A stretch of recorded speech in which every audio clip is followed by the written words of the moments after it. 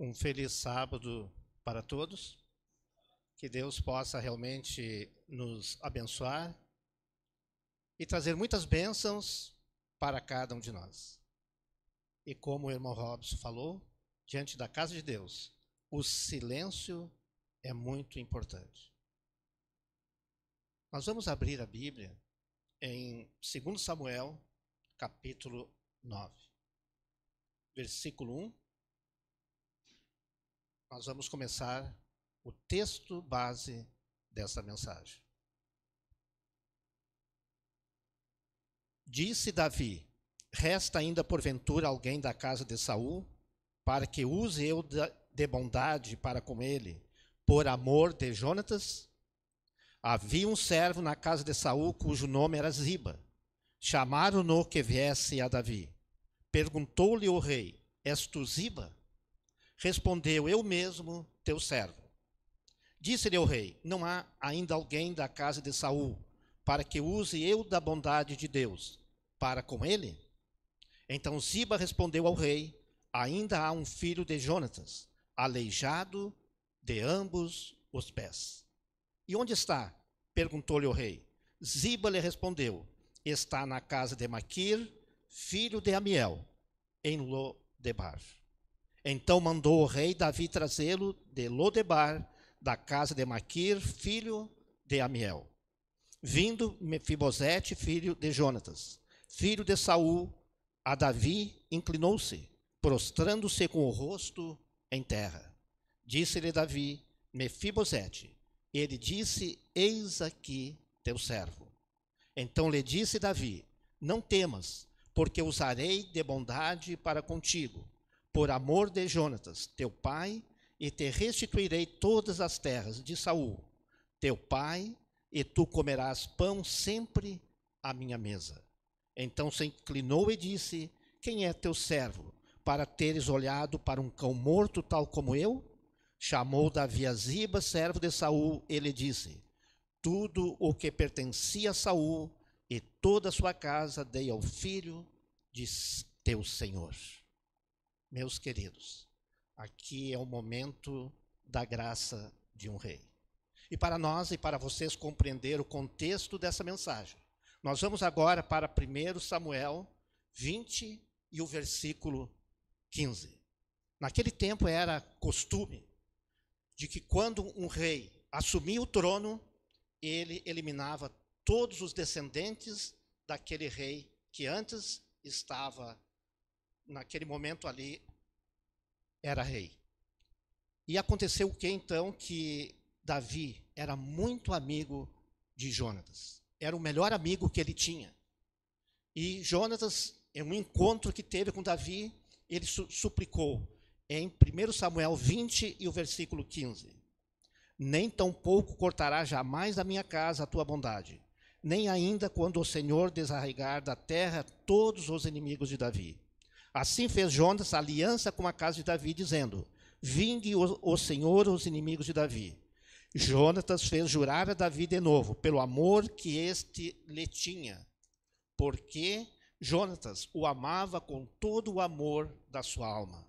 E naquele momento, então, ele pediu para que Davi, quando assumisse o trono, quando se tornasse rei, que ele não eliminasse, que não terminasse com a sua geração. E em 1 Samuel capítulo 24 e o versículo, aqui Davi vai poupar a vida de Saul. Meus queridos, Saul foi o maior inimigo que Davi teve enquanto viveu aqui nessa terra. Não foi aquele leão que Davi matou. Não foi aquele urso que Davi tirou a vida. Não foi o enfrentamento de Golias, que todos nós contamos a história do gigante Golias. Mas sim, nós podemos dizer que foi de um lobo. Porque naquele tempo, quando, no Gênesis 49, quando Jacó abençoou os seus filhos, aquela geração, ele abençoou Benjamim. E disse que Benjamim seria como um lobo. que ele destruiria na manhã e à tarde ele iria distribuir, iria compartilhar os seus despojos. Saul pertencia à tribo de Benjamim. E na bandeira da tribo de Benjamim havia um símbolo que era um lobo. Davi era da tribo de Judá. E da tribo de Judá era um leão. Por essa razão, Jesus é da tribo de Judá, o leão de Judá. Naquele momento, então, Saul havia guerreado contra os filisteus, e ele voltou, e ele por 21 vezes, ele tentou tirar a vida de Davi. E ele agora reuniu 3.000 homens, e ele foi perseguir Davi. E lá havia as montanhas, as cabras montesas, era o seu lugar, e Davi estava então numa caverna com seus homens. Saul não sabia, chegou perto de um lugar que havia ovelhas, e naquele momento então ele precisou de um banheiro. E ele entrou então naquela caverna. E lá estava Davi com os seus homens naquela caverna.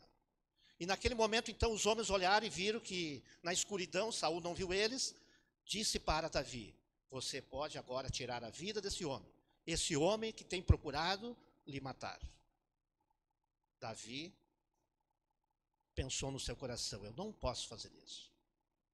Davi nunca tentou tirar a vida de Saul.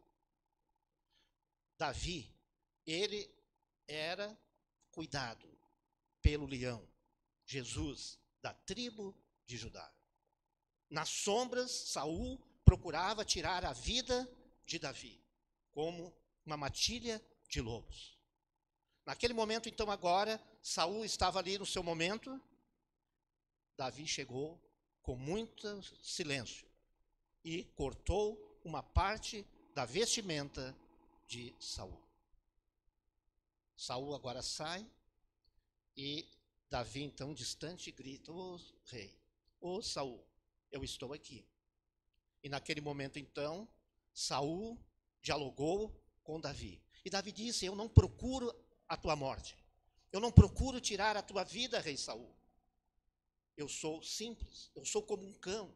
Eu não lhe ofereço nenhuma dificuldade, nenhuma ameaça para você, rei Saul.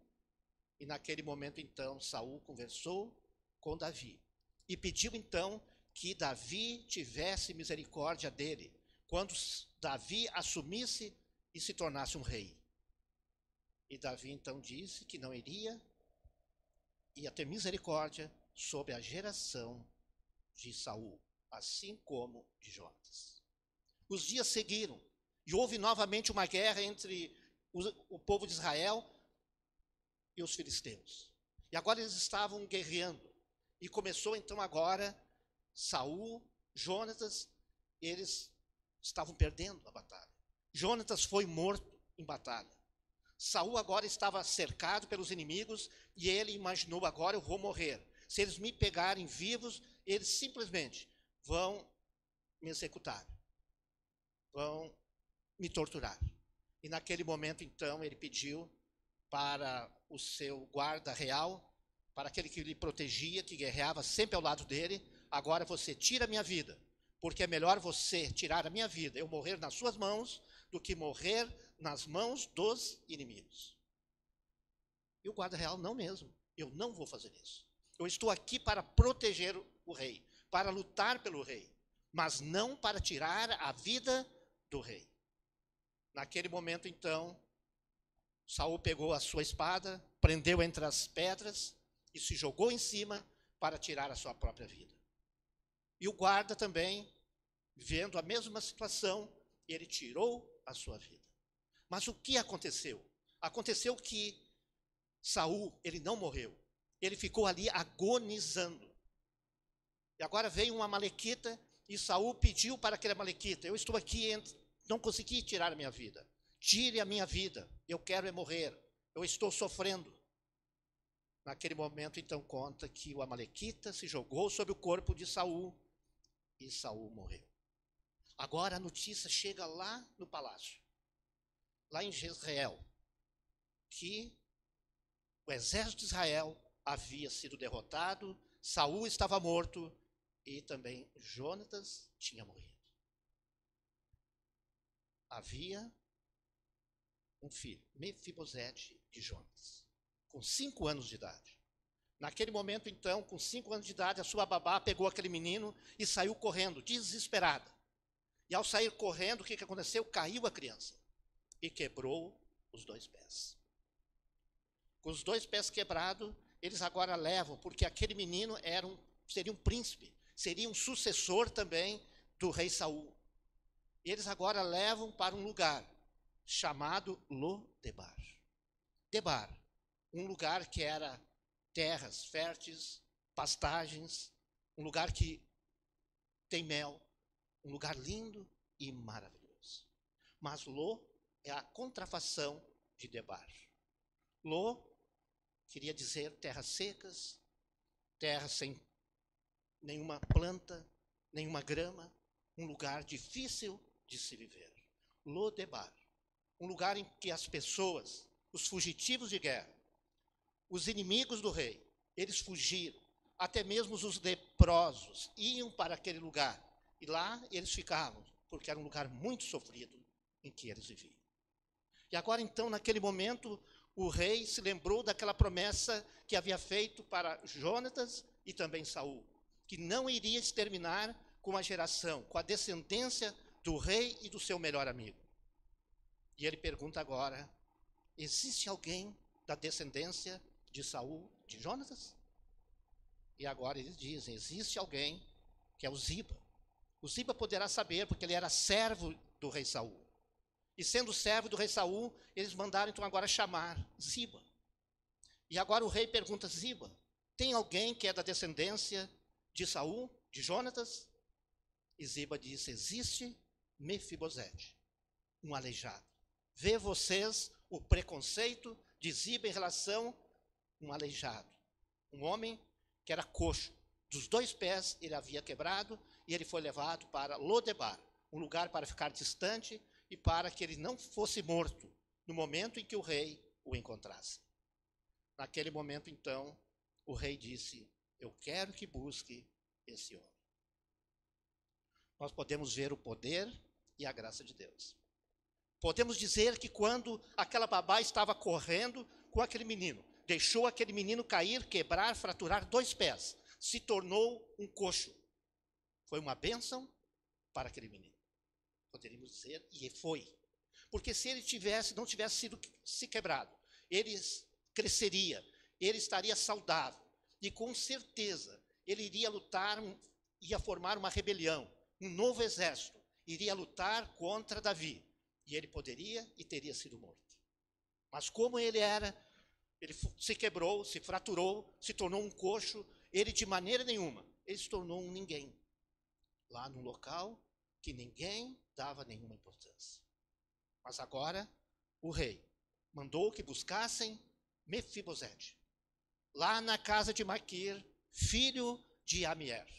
Naquele momento, então agora, quando vê o exército, aquele Benaia, o comandante do rei, um dos homens mais importantes do rei Davi, chegou com a sua comitiva naquele lugar do ninguém. E agora procurando por Mefibosete. Mefibosete, vocês podem ter certeza, ele ficou desesperado, esperando a morte, porque seria o que iria normalmente acontecer com ele. Porque todos os reis matavam toda a descendência do rei antecessor. Naquele momento, então, agora, Benaia diz, Mefibosete, sim, sou eu, sou teu servo. O rei Davi mandou-lhe buscar, lhe levar até o palácio. Agora, Mefibosete pensou, o rei quer me matar pessoalmente. Agora chega Mefibosete, coxo, manco, maltrapilho, como um mendigo, na frente, na sala do trono do rei. Naquele momento agora o rei é Mefibosete, é filho de Jonatas, e agora ele diz, eu sou como um cão, sou tão simples, estou aqui. E ele disse: não temas, disse o rei para Mefibosete. Toda a terra que era de Saul, eu vou lhe restituir. Toda a terra. E agora chamou Ziba e perguntou para Ziba: Ziba, quantos servos, quantos homens você tem? E Ziba disse: eu tenho 35. Ziba tinha 15 filhos e 20 servos que trabalhavam para ele. Naquele momento, então, rei Davi disse para Ziba: você agora será servo de Mefibosete. Você agora vai plantar, vai dar tudo para Mefibosete. Você, os 15 filhos e mais os 20 servos. E naquele momento, então, agora, o mais importante que o rei disse para Mefibosete: mas Mefibosete será meu filho, e ele irá se alimentar na minha mesa, na mesa do rei. Queridos, existe na Bíblia algo de tão importante, da graça de um rei, como existiu aqui? O que Mefibosete fez para merecer ser chamado de filho do rei? Ele era manco, ele era maltrapilho, ele era um homem esquecido, um homem que vivia miseravelmente, num lugar que quase não existia nada. E agora ele estava sendo chamado filho do rei. Queridos, nós vivemos num mundo que é Lodebar. Aqui nessa terra existe miséria, existe desespero, existem tantas coisas que estão acontecendo, que as pessoas não têm mais paz, não têm mais alegria, não têm mais felicidade. Mas existe um rei. O rei Jesus disse que um dia ele vai voltar, e vai vir até Lodebar, e vai levar esse povo, vai levar estas pessoas como o rei fez com Mefibosete, para que possam ter um lugar melhor. E todos nós poderemos então sentar na mesa do rei e cear sempre com ele. Porque Davi diz: sempre Mefibosete vai se alimentar da minha mesa. E nós podemos imaginar quem compartilhava, quem estava na mesa do rei. O rei tinha 17 filhos, o rei Davi. E entre aqueles filhos, tinha alguns filhos que particularmente eram diferenciados, eram muito importantes para a época. Um deles era Salomão. A Bíblia diz que, como Salomão, não existiu nenhum mais inteligente do que ele. Era o homem mais sábio daquela época e nunca existiria um homem mais sábio do que Salomão. Tinha um outro também que era diferenciado, que era Absalão, filho de Davi. Nos conta a Bíblia, a palavra de Deus, que Absalão era muito lindo, muito belo, que na época não tinha um homem mais lindo do que ele, era perfeito, da planta dos pés até o último fio de cabelo. Agora eles vinham e sentavam 17 filhos na mesa do rei. Também havia os valentes de Davi. Os valentes de Davi eram 37 homens que lutaram ao lado de Davi, que eram diferenciados, que esses homens, como Benaia, uma vez ele lutou com um egípcio, ele só tinha um cajado em sua mão, e com aquele cajado ele lutou com um egípcio de 2,20 metros de altura, e agora aquele egípcio tinha uma grande lança, e ele lutou, ele tirou a lança do egípcio e matou o egípcio. Homens poderosos, sentavam na mesa do rei. Tinha um outro homem, que também era muito poderoso. Um dia eles estavam lutando, o exército de Israel se desbaratinou. Estava perdendo e eles se abriram. E aquele homem agora no meio da batalha, ele levantou as espadas para o céu e disse: em nome do Senhor e pelo rei, eu irei lutar sempre. E ele lutou, e quando chegou o pôr do sol, ele lutando, que era o momento de parar a guerra, parou a guerra, ele não conseguia mais tirar a espada da mão, porque já tinha entrado na carne. E ele havia matado 800 inimigos, 800 homens. Eram homens valentes que sentavam na mesa do rei. Havia outros 3 homens que um dia estavam junto com Davi, e aqueles 3 homens, então, junto com Davi, Davi sussurrou para si mesmo: ah, como eu gostaria de tomar a água do poço de Betel. E um deles ouviu e disse assim: mas quem sabe nós vamos lá no poço de Betel. Aí o outro disse: não, mas então vamos. E o outro disse: mas para aí, mas o exército dos filisteus está em volta, como que nós vamos chegar lá? E o outro diz, não, e daí? Vamos lá, nós somos valentes. E eles foram, e eles entraram, e eles pegaram a água e levaram novamente, então, do poço de Betel para Davi. Porque Davi gostava da água do poço de Betel. E agora Davi pergunta para eles, como que vocês tiraram a água do poço de Betel? E daí? Quem ficou contra nós, nós tiramos a vida deles, nós entramos e aqui está a sua água. Naquele momento, então, Davi se sentiu muito pequeno. Ele pegou aquela água, derramou e disse, como eu poderei tomar desta água? De homens tão generosos, homens tão valentes, homens tão dedicados, homens realmente valentes. E aqueles homens também sentavam na mesa do rei. E agora vem alguém diferente, que eles não conheciam. Mefibosete, mancando, sofrendo, de rasto, chega e senta na mesa do rei. No momento em que ele se senta, ele se iguala a todos os outros que estão ali. A mesa do rei, ele não tinha mais defeitos, ele estava sentado na mesma altura, na mesma condição de que os valentes e os filhos do rei, porque ele também era um filho do rei. Jesus prometeu que lá no céu ele também vai ter uma mesa que Jesus vai sentar na cabeceira e todas as nações vão estar. E todos nós vamos nos alimentar na mesa do Pai. Deus tem assim um plano especial para cada um de nós. Na mesa do rei, nós todos seremos filhos. Por essa razão, nos diz que quando nós nos encontrar com Cristo, a maior surpresa da nossa vida é nós estarmos salvos. Porque nós não merecemos. Nós não temos nenhum valor de olhar para nós e dizer, eu mereço Jesus a salvação. Porque nós estamos num lugar, assim como Mefibosete, num lugar do esquecimento, num lugar do desespero, num lugar dos doentes, como os leprosos da época iam para Lodebar. Nós estamos vivendo assim nessa terra. Uma terra muito dolorida, de muito terror. É terremotos, é enchentes, é guerras. As pessoas não têm nenhuma estabilidade. Aonde nós estamos vivendo? Lodebar, a terra do ninguém. Mas Jesus veio a essa terra, ele morreu, ele deu a vida por nós, como leão da tribo de Judá. Muito melhor nós sermos guardados pelo leão da tribo de Judá, assim como Davi o foi.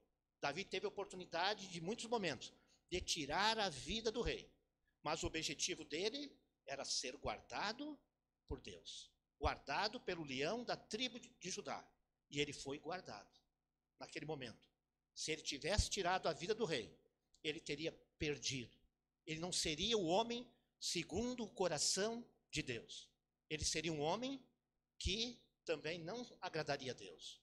E hoje, então, Davi está no pó da terra, esperando a volta de Jesus. E nós também teremos a oportunidade, o privilégio de ver Davi um dia, de conversar com ele. E nós, quando falamos sobre a Bíblia, sobre os homens valentes, esses grandes homens, nós imaginamos em grandes homens. Mas a média dos israelitas daquela época era 1,66 m, mais ou menos. Eram homens, a média deles era menor do que a minha média. Muito menor do que a média do brasileiro hoje, que tem aí de 1,80 m, 1,90 m. Eram pequenos homens, mas pela graça, pelo poder e pela bondade de Deus, eles guerreavam e tinham grandes vitórias, porque eles levavam a bandeira da tribo, das bênçãos que cada tribo havia recebido. Prezados irmãos, que nós possamos então ser abençoados por esse Deus tão grandioso, que ele não olha para nós tão pequenos, mas a graça é muito maior do que aquilo que nós oferecemos para Deus. E quando Jesus voltar nas nuvens dos céus, oxalá, nós todos aqui possamos então nos encontrar e morar eternamente com Ele. Esse é o meu desejo, é a minha oração por todos nós. Amém. Nós vamos agora ter um hino final e todos, ao som da música, vamos nos colocar de pé.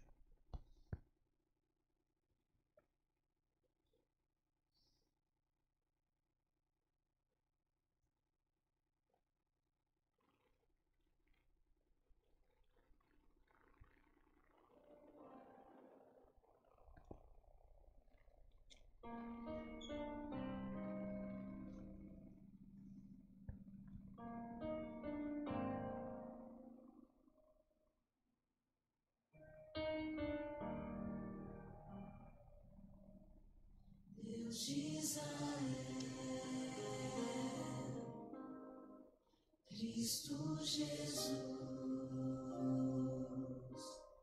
habita em mim, Espírito luz, grande é o teu nome, ó Deus de Israel, pois tu criaste a terra e o céu. Hoje tua glória invade meu ser. Aleluia, aleluia, aleluia, aleluia. Grande é o teu nome, ó Deus de Israel, pois tu criaste a terra e o céu. Hoje tua glória invade meu ser. Aleluia, aleluia, aleluia, aleluia. Grande é o teu nome, ó Deus de Israel, pois tu criaste a terra e o céu. Hoje tua glória invade meu ser. Aleluia, aleluia, aleluia, aleluia. Grande é o teu nome, ó Deus de Israel, pois tu criaste a terra e o céu. Hoje tua glória invade meu ser. Aleluia, aleluia, aleluia, aleluia.